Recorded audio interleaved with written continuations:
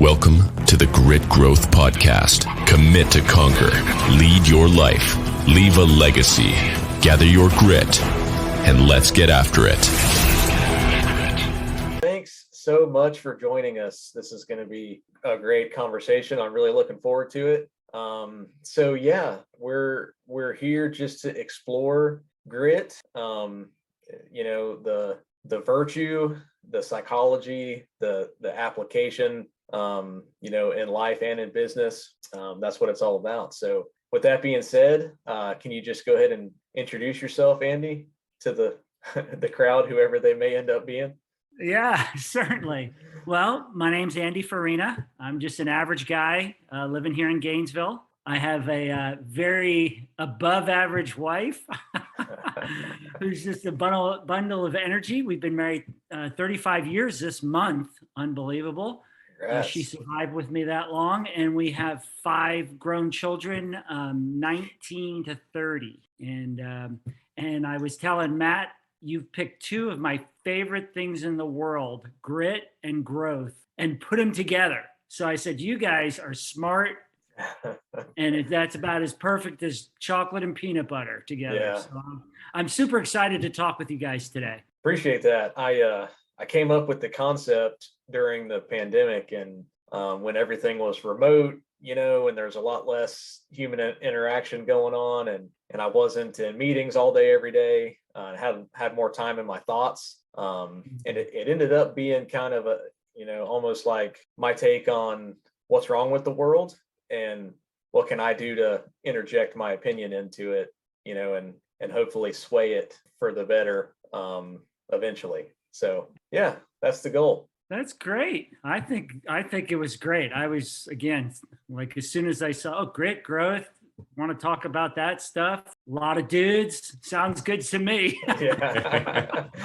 Yeah. All right. Well, I guess I'll go ahead and just kick it off then. So, I don't know where it's going to go, but why don't we just start at the beginning? What would you say, you're not everybody knows this, of course, but you got to be one of the grittiest people that I know, definitely high on the list. So where would you say that started for you, as opposed to, have you always been that way, or did you kind of grow into it? What would be the origin story? Oh, that's a great question. Boy, that opens up a can of worms. Right. I turned 60 this year, so I've been doing a lot of reflecting on my life. And, I started off behind the 8 ball because I was born very premature, like 7 weeks premature back in the early 60s. And the doctors told my mom I'd never walk. I had deformity in my legs. It must have been a total shock for my mom, of course, and my dad. And 3 other times in life, doctors told me I either will not walk or I may not walk. One was due to a back injury and the resulting complications from that. But I've always been a very focused child. I grew up, believe it or not, I grew up an unathletic, chubby musician in New York. And the neighborhood I lived in was super athletic. And every sport, every kid played every sport, and blocks played against each other and stuff like that. And, when I first started out, I was like the kid that everybody, was picking last, for whatever we were doing. And, but I was always in my music, I was always very focused and very determined. And I excelled in the music world. I was a classical musician and later played bass guitar in a rock band. Then we moved from New York to Florida when I was 14, and my parents divorced shortly thereafter, and I was pretty much on my own. And so, I would say, I wouldn't say I had a bad childhood or anything like that, but I faced a lot of challenges growing up. And maybe I'm just the quintessential stubborn Italian. I don't feel like I have a lot of talent or gifts type of thing. Like I said, I'm just kind of an ordinary guy. But man, when I lock into something and when I get determined, I don't quit easy. And I like Angela Duckworth's definition of grit: passion and perseverance for long-term goals. And I've got passion. The New York Italian thing, there's definitely passion in the Farina family. And but I select my goals carefully and I lock in and I don't quit. I'm like the pit bull that, latches onto something. I will find a way. Being an engineer by profession, I did high-tech design for defense contractors. I'm highly analytical, and I always feel like, if there's a solution, I'm going to find it. And there's always a solution, So I think it just developed through the difficulties over the years. A lot of people are afraid of hard times and of overwhelming challenges and stuff like that. But I think those are inevitable in life. And I think we should leverage them for our benefit, and even more, leverage them for the common good of all those you care about. And so since I have a big family, at least I think it's big. I was overwhelmed with one child. Next thing I know, I had 5, and I was like, honey, what's going on here? There are so many challenges that I am so in over my head. But, you stay calm, you believe you're going to get through it, and then you figure out the best possible solutions because people are counting on you. Like at our house, when mama loses it, everybody runs to dad. When dad loses it, everybody runs for the hills. So I'm like the last line of defense. So I better keep my stuff together here because, people count on me. So anyhow, that's my initial ramblings. I don't know if any of that sparks any interest whatsoever, or if you'll never want me to be on your show again, but I'll stop there. I liked all of it, and there's a lot to unpack for sure. So one thing I heard was that it's the struggle that builds the strength, right? That's what allows you to level up. So as opposed to, a gimme or a hand me or a, I deserve it type of easy thing. Easy way out type of thing. Exactly. It's going through the struggle, builds the strength, the success comes after that. Yeah. So, typically for me, that's how it's been. Right. Yeah. I like Angela Duckworth's book also, Grit, The Power of Passion and Perseverance. It's one of the first ones I found when I kind of started going down the grit growth rabbit hole. And it's a great read. And yeah, the biggest takeaway for me was exactly what you said. No, above average talent per se. But, Michael Jordan didn't become the greatest ever on talent alone either. And that's what people don't realize. It's Michael Jordan perfected the basics, 16 hours a day, all day, every day. And that's, hard work and grit. But people only ever see, the 3-pointer from downtown at the buzzer beater, right? You don't see all the hard work. So yeah, super cool stuff. Great book. Well, you mentioned something great, Carson, about mastering the fundamentals. That I think cannot be overestimated enough. Like, people want stuff to come easy. I didn't mention, for the kid who was never supposed to walk, 10 years ago, I became an ultra runner. And so in the last 10 years, I've competed in 26 ultra marathons, ranging from 31 to 101 miles, running in the mountains on technical trail. So it's not just, running flat forever. I've done 5 marathons as training runs, just to prepare for these, and, finished top 10 in some of those. And about 20 plus obstacle races, including the Spartan Ultra Beast and Tough Mudder and, different things. And all those for me are fun. It's just, I'm weird. People say, what do you do running for 30 hours straight? And I was like, I don't know, but I just love doing it. But to get to that point, I had a back injury that didn't allow me to run for 18 years that I had to come back from. And when I first came back, it took me a week to recover from running 1 mile because my back hurt so bad. Wow. I'd run 1 mile, week to recover. Oh, this is a good sign. I recovered. Run another mile, week to recover. Oh, okay, I recovered. Run another mile, repeated the process. Finally, I was recovering in 5 days, then 3 days, then 2 days, then the next day.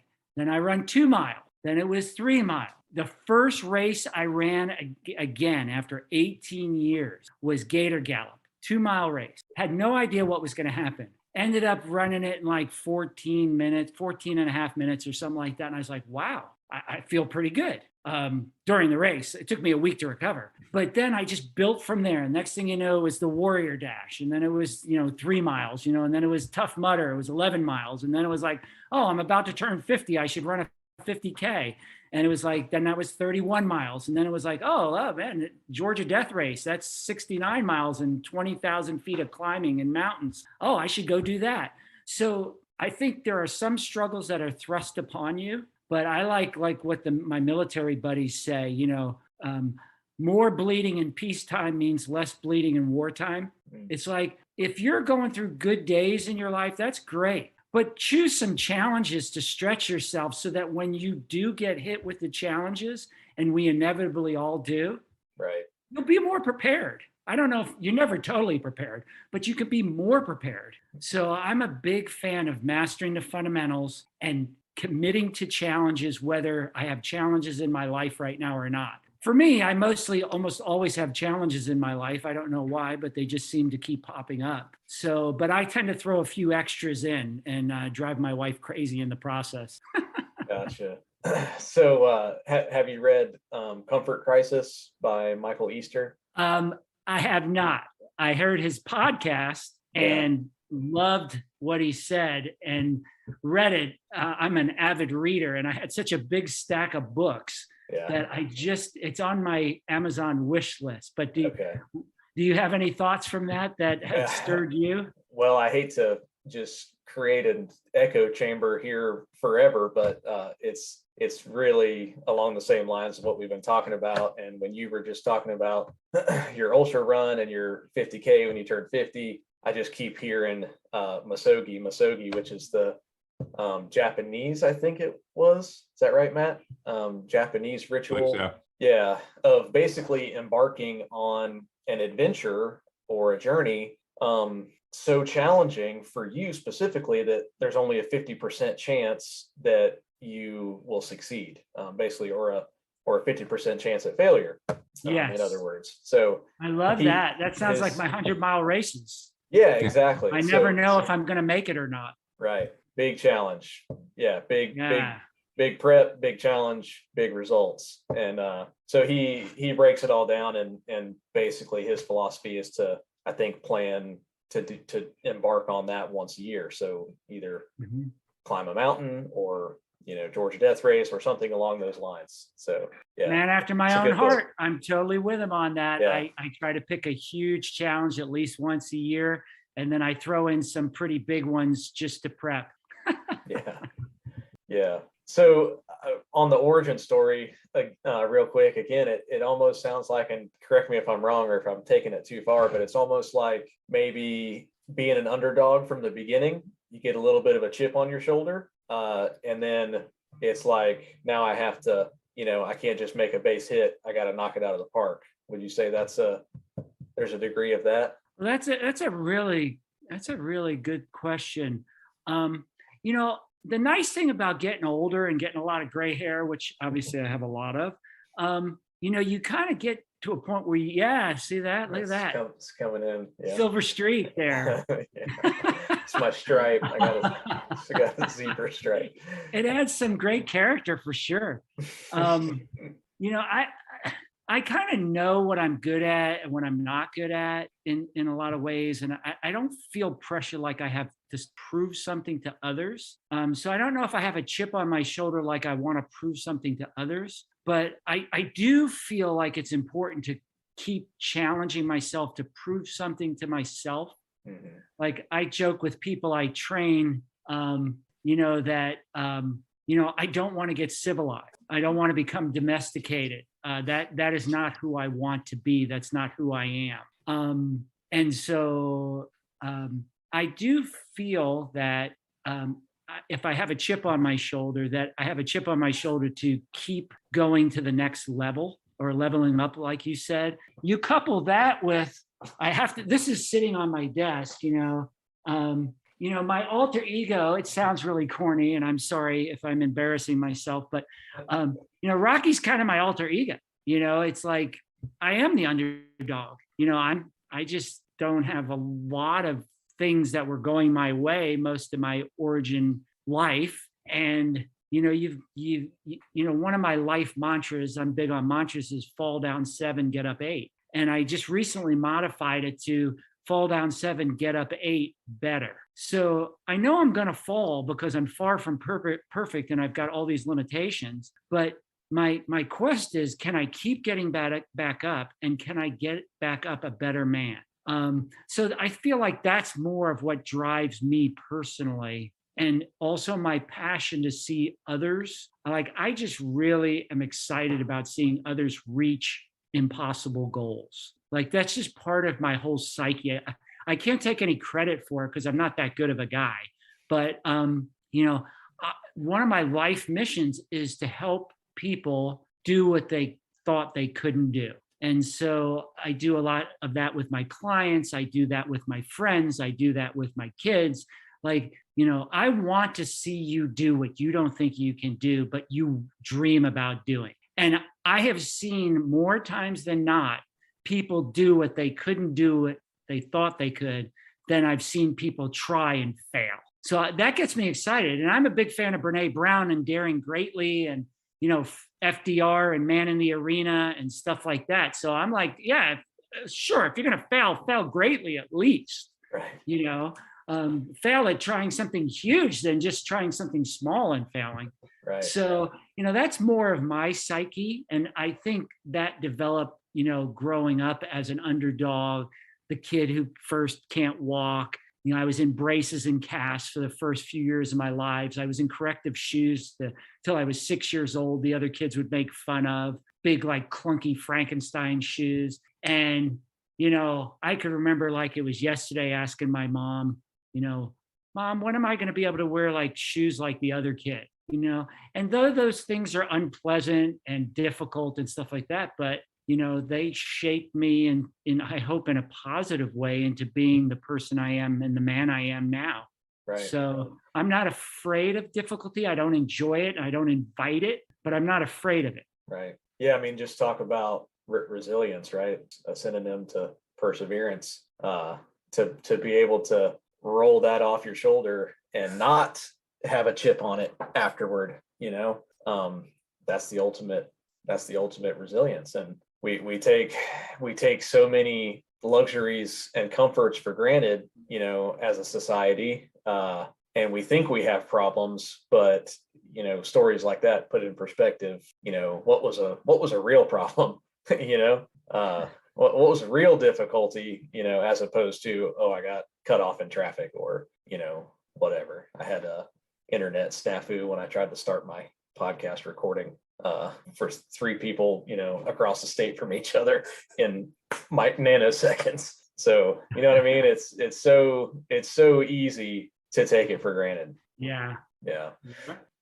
So you touched on your clients there for a second, and I'm really interested to hear, like you said, people, you like to see people do things they thought they couldn't do. What do you say, or what's your approach to instill that first, shot of grit into them that they maybe don't have, or at least they don't know they have yet? Yeah, I have a basic principle I operate by with people that, people want to be seen, people want to be heard, people want to be understood, and people want to be believed in. And, the cool thing about growing up in New York is, you learn young, I don't blow smoke.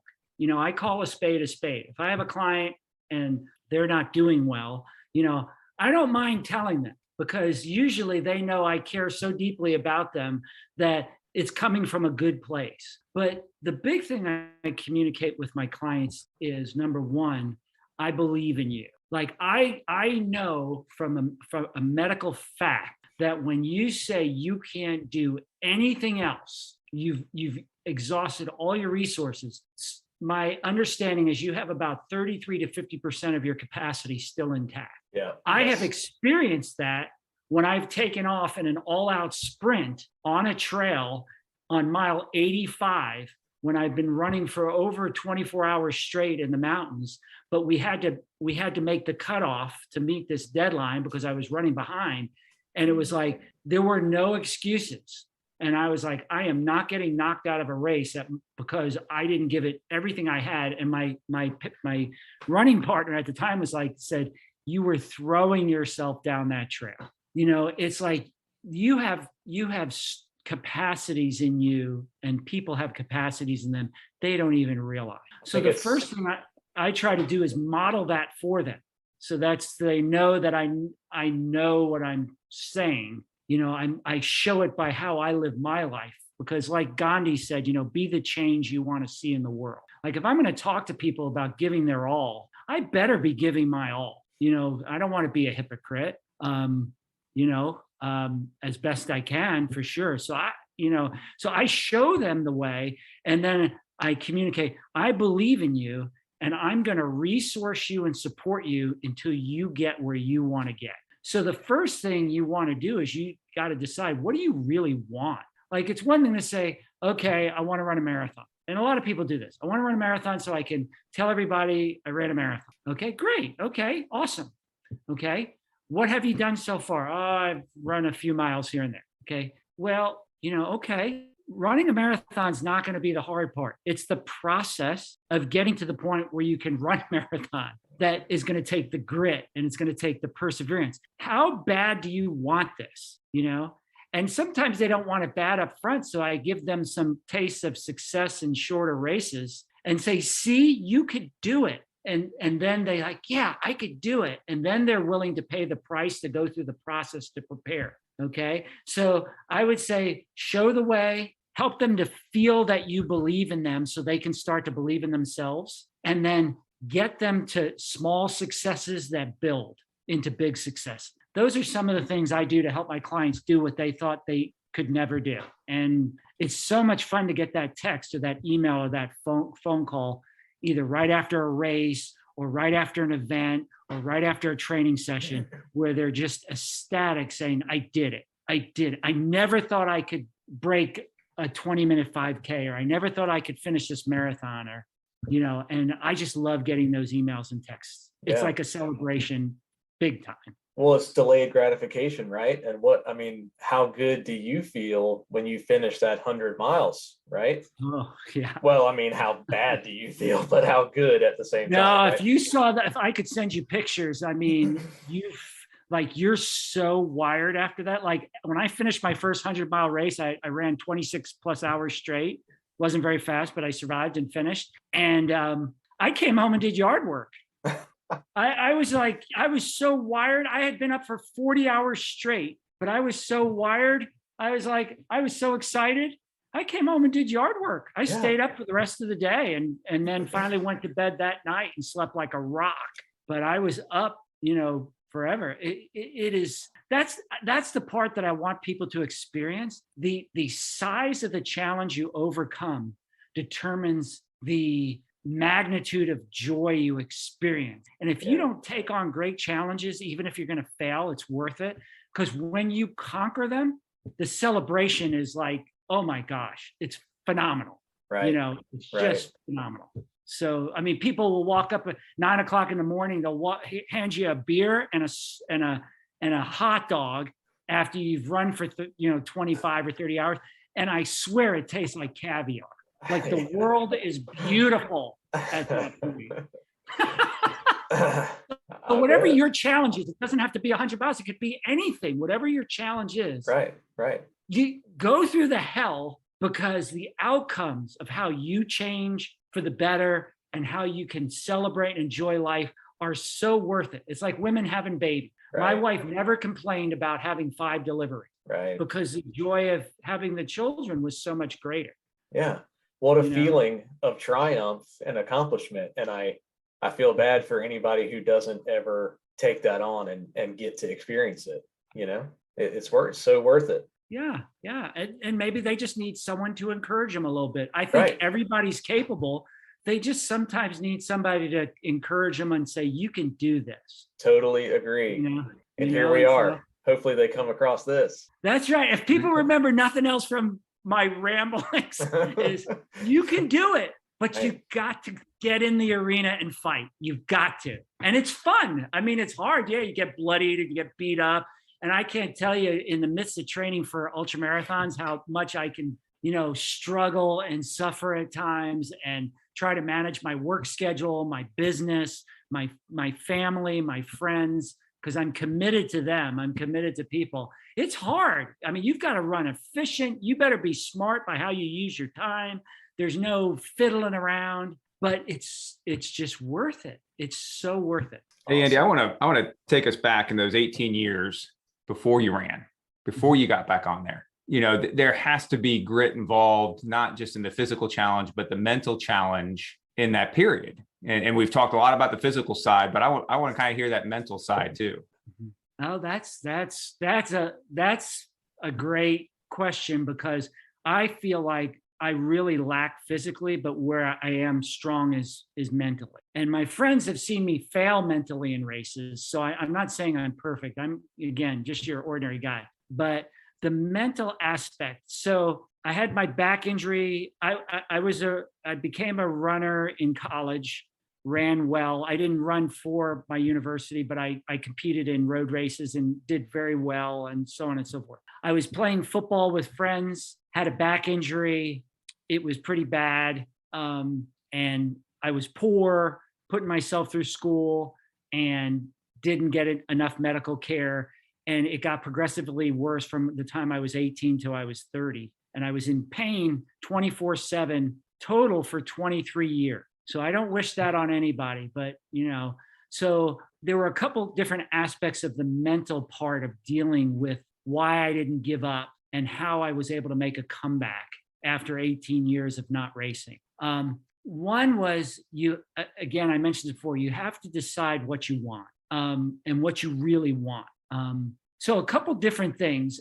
For people who know me well, I'm a spiritual person. And so part of it was when I was at 30 and the medical people shut me down, said, you can't run, you can't, your discs in your lower back are shot. And if I showed you my MRI, you'd see I have my L5S1 disc, your classic lower back disc is like 60% smaller than all the other discs. So I shouldn't be able to do what I can do. So it is, in a sense, a miracle that I can run all these races and obstacle races and stuff like that. But I had a conversation with God, and I said, Lord, the doctors are telling me I'll never run again. I may not walk. There's a lot at stake here. Do you want me to stop running? And I never sensed it. I didn't hear any audible voices or anything like that, so people can think I'm crazy one way or another. But I never sensed like I got the impression like he wanted me to quit. It was almost like, I just want you to just keep pressing, keep moving forward. So I went through years of medical people, all different kinds, orthopedic surgeons, neurosurgeons, never had surgery, refused to have surgery. They, chiropractors, kinesiotherapists, physical therapy, you name it. And I went through it. And so no one could pinpoint the issue exactly of where all my pain was coming from.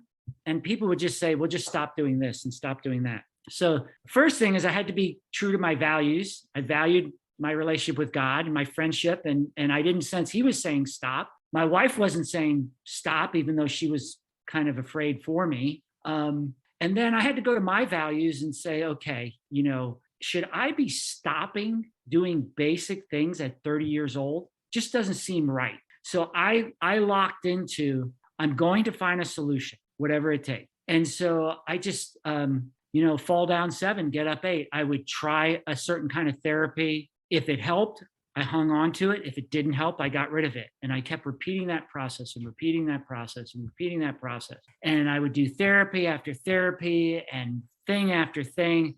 And it was hard. Let me tell you, it was hard. It was discouraging. A lot of people weren't very supportive, and I read about a boxer, I think it was Sugar Ray Robinson, says, you have to believe in yourself because nobody else will. I got to points, you can imagine during an 18-year stretch where most voices were telling me to quit, give up. Yeah. Absolutely. You're getting older, your body can't take it, all the fear talk, you're going to hurt yourself permanently, you're not going to be able to walk. But I just didn't sense that was my destiny. I know it sounds crazy. And I spend time every day reading the Bible. I spend every day talking with God. So we have an ongoing conversation. And I just never sensed like he was saying, stop. So I was like, until you tell me to stop, or Suzanne tells me to stop, Kind of the same thing. My wife, yeah, on many a day for sure. I'm not going to quit. So quitting was not an option. So once you take quitting off the table, so I think that was key to my mindset, was I was living in my value system, for better or for worse, and I took quitting off the table. So that same mindset kicked in recently when I was diagnosed with cancer. And, I had 10 great years of racing and really good health. And I finally solved the back issue after many years and had 10 great years. And in the last 2 years, I've raced terrible. People are like, you're getting too old to be doing ultra marathons. You better stop. Again, lots of fear, you're going to hurt yourself permanently. I want you to be able to walk when you're 70 and all this stuff. And I was like, I don't know. I went right back to it. Conversations with God, where am I at? Do I sense like my body's really breaking down? So in 2021, I'm sorry, and the end of 2020, I got a massive infection in my jaw. I had to have 2 pretty big oral surgeries that knocked me out of training for, a few weeks at a time. Then I blew a disc in my back because I overtrained for 2 really big races back to back. And I was out of commission for another 6, 7, 8 weeks. And then I get diagnosed with all this in 2021, get aggressive prostate cancer. And I had been fighting it for like 3 years because I knew my numbers were out and things were getting worse and worse. And I didn't want to have surgery. And it was at the point now where it was starting to going to spread. And if I didn't do something now, it wasn't going to happen. So I had to have surgery, remove the prostate. I was knocked out for another couple months, and it was just hit down to the mat, down to the mat, down to the mat. And same thing. Am I going to live by my values? Am I going to quit because it's uncomfortable or because I fear that something worse is going to happen? And I believe there's a quote that I think of often that says, everything you ever wanted is on the other side of fear. And so you have to walk through your fears and you have to determine, okay, I feel like moving forward for me now that I've kind of collected it, undeservedly collected an audience, people who somehow get their inspiration from things I do. I didn't ask for that, and I don't think I'm, quote, worthy of it, but that's the reality of it. So what I choose to do impacts other people's lives. And so if I quit, I don't just quit for me, I'm quitting for a bunch of people. And that's just not right. I'm not going to do that. And so I think you live by your heart and values. For me, God, my family, what input they give me, I live by my principles. And once I lock into something, I'm locked. Quitting is not an option. If I get knocked out, that's different, But you're going to go down swinging. That's right. I am not throwing in the towel. And if you don't have that mentality, you're probably not going to finish the big goals. I don't know if that's true. I don't mean to say that authoritatively. I will say it's my experience that if I don't go